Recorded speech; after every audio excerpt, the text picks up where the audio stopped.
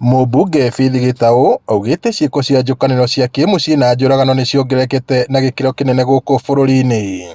Nĩ ikuũ ciĩna kĩeha mũno nĩ tondũ nĩ ikuũ cia kĩhiko. Ũkona mũthuri mahĩtania na mũtumia wake, ndarĩ na patience enough kana ona kwarĩrĩria ndeto icio, nĩ arona wega nĩ kũraga mũtumia wake, atĩ onake mũtumia nĩ akinyĩrĩirwo nĩ handũ nĩ kũraga mũthuri wake. Arĩtie na andĩki a mohoro mbere ya kũneana mendekithia make mbere ya kamĩtĩ ya gwetha kĩhonia kĩa ngero ici ĩrĩa ĩrongania mawoni ma mũingĩ, atongoria na ikundi cia andũ kĩũmbe ĩgĩtongorio nĩ ndagĩtarĩ Nancy Baraza.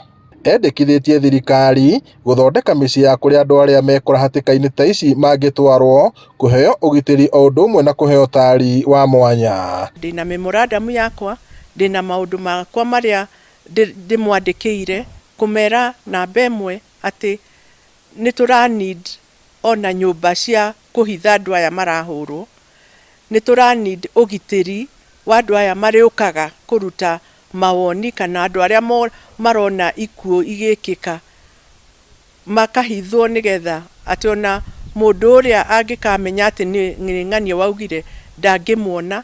Nyũmba icio nĩ tũrahoya tũheo nginya mbeca cia gwaka. Ta niĩ mama kaunti wa Nyandarua, gũkũ gwitũ Nyandarua tũtirĩ safe houses. Augĩte ikundi cia ndini, bamĩrĩ na ikundi cia mũingĩ nĩ ibatiĩ gũthagania njĩra njega cia kũng'ethanĩra na thĩna ũyũ, amu iragũmĩra andũ anini na akũrũ hamwe.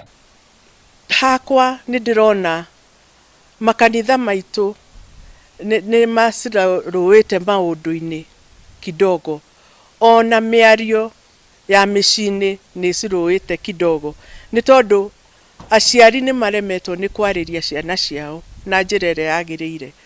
Gũtirĩ na ũhoro ũcio wa kũrũmĩrĩra mwana nĩkĩ areka, nĩ tondũ maũndũ ma maica nĩ matuĩkĩte very difficult, ũguo gũtirĩ mũndũ ũrakĩĩa na ũrĩa ũngĩ.